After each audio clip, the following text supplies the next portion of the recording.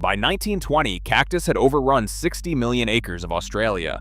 Over 30 years, 3 million kilograms of chemicals were used against it, with almost no result. Then an Australian entomologist decided to fight it, not with poison, but with its natural enemy. It sounded like madness, but in Argentina, he found a tiny insect that lived inside the cactus and ate it from within. In September 1926, it was released for the first time at Chinchilla. Now only one question remained. Could it do what 3 million kilograms of poison had failed to do? It all began with a secret, guarded under penalty of death. In the 18th century, the brightest red dye in the world was extracted from the bodies of insects. 1 kilogram of pigment required more than 150,000 dried cochineal bodies, a small parasite that lived on a single plant, the prickly pear cactus. The Spanish crown turned this into a monopoly, second in value only to silver across all of New Spain. Red was the color of the army, the church, power. That is why British uniforms were red. The insects died before Australia's first sunrise. The climate proved too dry, the conditions too harsh. But the cactus remained. In the following decades, farmers spread it across the continent themselves. Prickly pear looked useful. Hedgerows along fields, green fodder for livestock during drought, an undemanding ornamental plant. By the 1840s, it had appeared on plantations at Parramatta, then in Queensland. By 1900, 10 million acres. By 1920, 60 million, more than all of Great Britain. The spread was accelerating, 1 million acres of new infestation per year. But the true scale of the catastrophe revealed itself in what happened to the people. Half the infested land was covered in growth so dense it was impossible to walk through on foot. Farmers abandoned their homes, leaving notes on the gates. Land unfit, we will not return. Livestock died of thirst. Microscopic barbed bristles from every spine penetrated the gums and tongues of animals and prevented them from eating.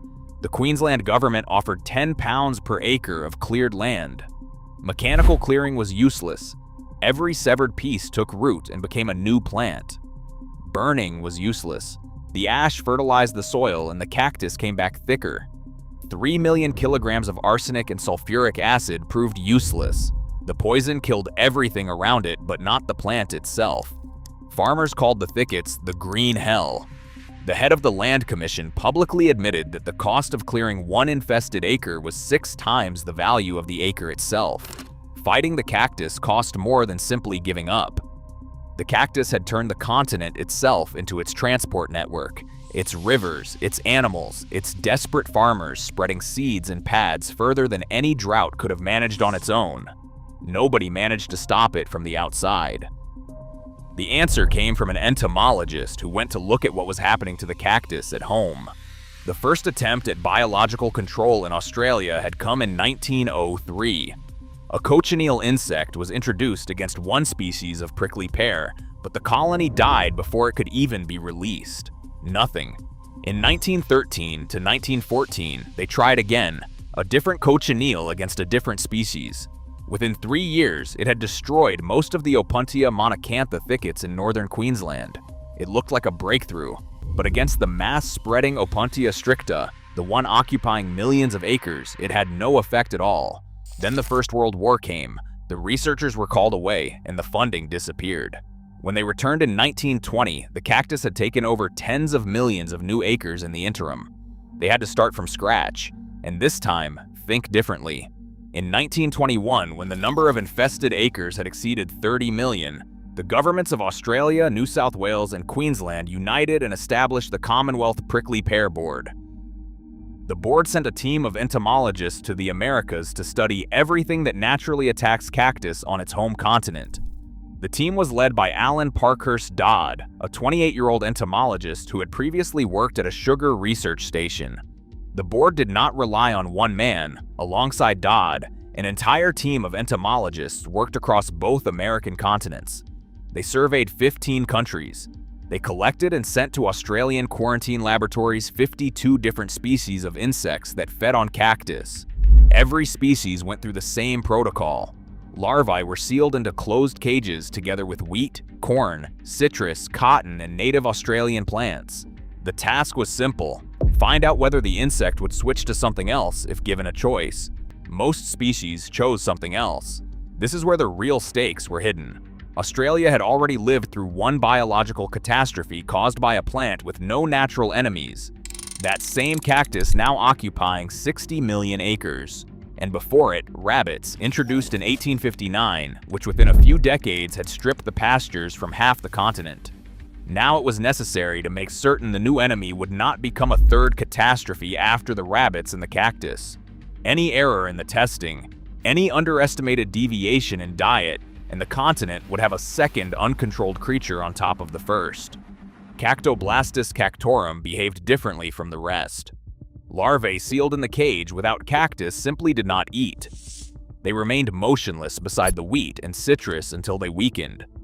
When cactus appeared, activity returned immediately. Of all 52 species, only 12 received clearance for field release. The rest were destroyed in quarantine. Cactoblastis was among the 12, but it stood out from the others in one respect. It didn't merely avoid other plants. In Dodd's own words, it was physically unable to begin feeding on any other substrate. That settled the choice, but nobody yet knew whether it could be bred in the necessary numbers. The moth itself, gray-brown and the size of a fingernail, lives for 9 to 18 days and does not eat once during that time. It exists only to find cactus and lay eggs. It emerges after sunset. It locates a stem by the carbon dioxide the cactus releases in the dark. It lays its eggs in a chain along a spine, 70 to 80 in a row, nearly white at first, turning black by the time they hatch. The larvae wait until roughly 25 have assembled. Then the first begins gnawing the stem, and the rest detect the chemical signal and gather. The entire brood enters through a single hole. Freshly hatched, they are gray-green, a few millimeters long. By maturity, they are orange-red with black stripes, up to 3 centimeters long. One colony consumes an average of 4 pads and moves between them together, following a chemical trail from specialized glands. Inside, darkness, moist tissue, and no defenses. The plant that had withstood fire and arsenic had nothing against what was happening inside it. From the outside, the stem looks almost normal. A few yellow patches, small holes leaking fluid and forcing out frass. But by that point, there is nothing left inside. The larvae consume everything except the vascular tissue. The internal skeleton of the stem remains, but all the soft material is gone. When a pad is exhausted, the mature larvae emerge and pupate in the soil or under nearby bark in white silken cocoons. The next generation flies from these. The adult moth lives 9 to 11 days, eats nothing, mates in the dark before sunrise. The female releases a pheromone. The male finds her by scent, not sight. In her brief life, the female lays eggs 3 to 4 times. Then she dies, and the whole cycle begins again.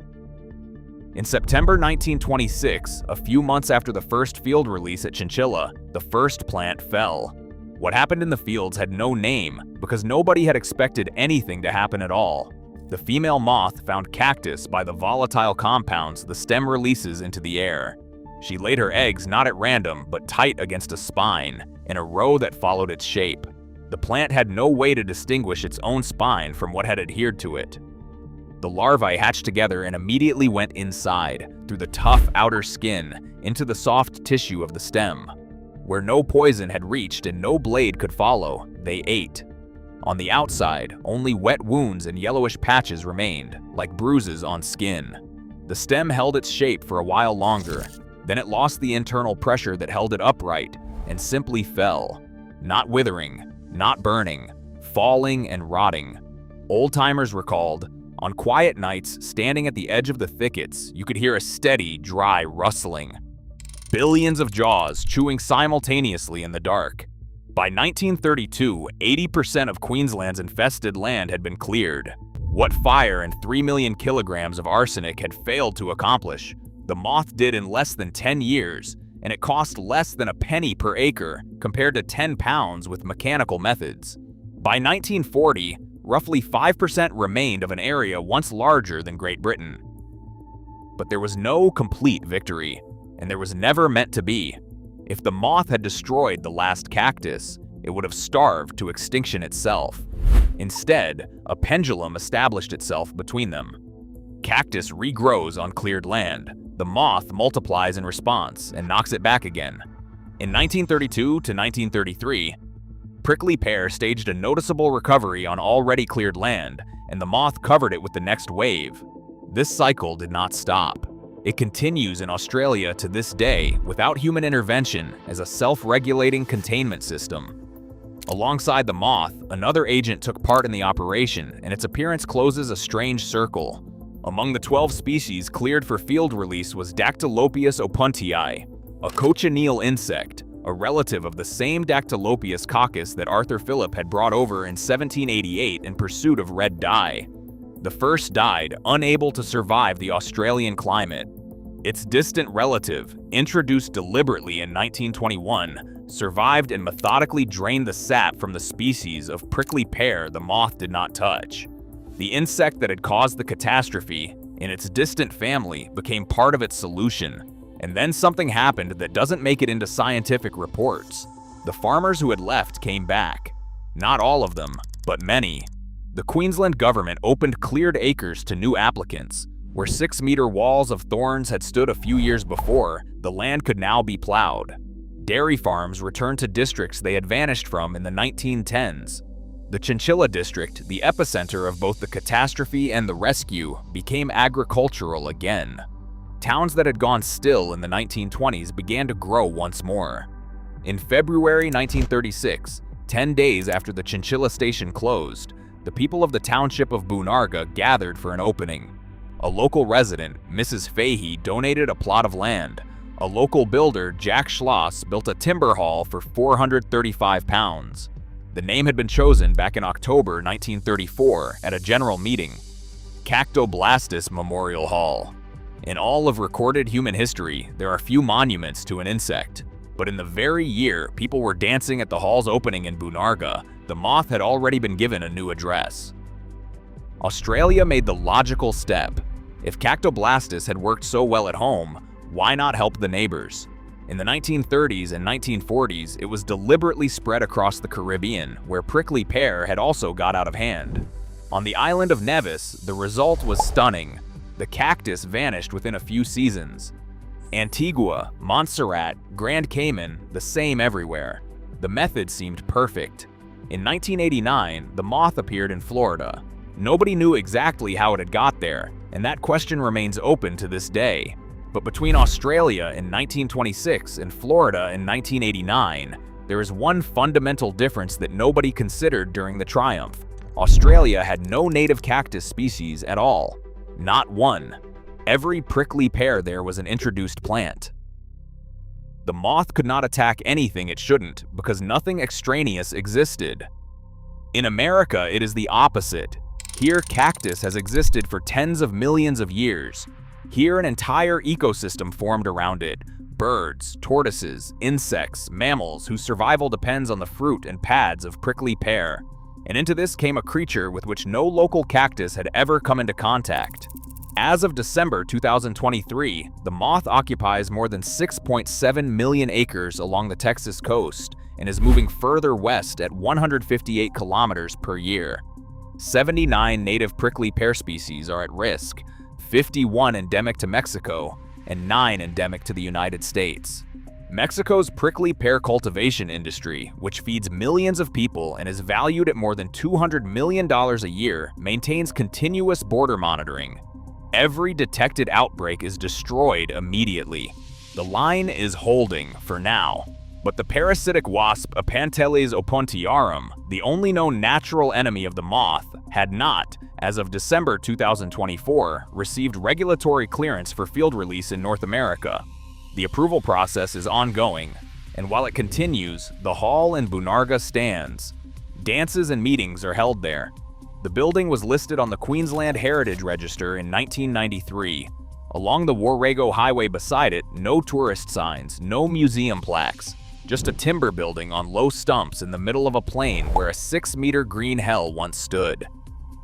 Alan Dodd led the CPPB as chief entomologist until 1939, until the board was dissolved as no longer necessary. The task had been accomplished. He moved on to become director of the biological branch of the Queensland Department of Lands and worked there until retirement. He died in 1981, aged 85. Alan's father, Frederick Parkhurst Dodd, was also an entomologist, a well-known butterfly collector from Kuranda. Alan inherited the same love of insects, but an entirely different scale of problem. What Dodd launched in Australia quickly became a template. By the late 1980s, Cactoblastis cactorum had been deliberately spread to more than 10 countries: South Africa, Mauritius, Kenya, Hawaii, the Caribbean. Each time with the same logic. Here is a plant without enemies. Here is a moth that eats it. Connect one to the other. In 1957, the moth was introduced to the island of Nevis in the Caribbean as larvae from South Africa and Australia to contain prickly pear that had spread through deforestation and grazing. The result was again swift. Eggs and larvae were sent from Nevis to Montserrat and Antigua in 1962 to Grand Cayman in 1970. By natural means, the moth reached Puerto Rico before 1963. Nobody paid much attention to where it flew from there. In October 1989, entomologist Tahan Dickel of Homestead, Florida, found Cactoblastis cactorum on the Florida Keys, the first officially recorded presence on the continental mainland of North America. Nobody had introduced it, at least not deliberately. The scientific explanation currently considered most plausible: commercial transport of ornamental cactus from the Dominican Republic and Puerto Rico. Possibly also hurricanes, which carry insects together with plant material for hundreds of kilometers. Likely both factors at once. From Florida through Louisiana, along the Gulf of Mexico, the moth moved west. In 2018, it was recorded for the first time in Brazoria County, Texas, 800 kilometers from the Mexican border.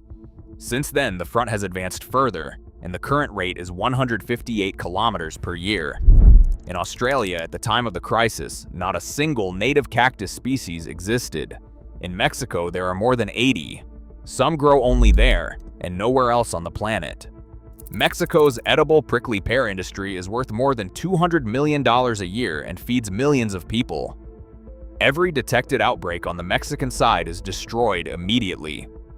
The border is holding so far, but the only known biological agent against the moth itself, the parasitic wasp Aphanteles opuntiarum, being studied as a potential counter-agent, had not, as of December 2024, received regulatory approval for field release in North America. The approval process continues. What Dodd took in 1924 from the province of Entre Rios in Argentina and brought to Chinchilla has traveled further than anyone could have predicted. Australia, South Africa, Hawaii, the Caribbean, the Florida Keys, Texas. The same moth, the same egg sticks, the same larvae chewing their way from the inside. Only whose cactus they are eating has changed.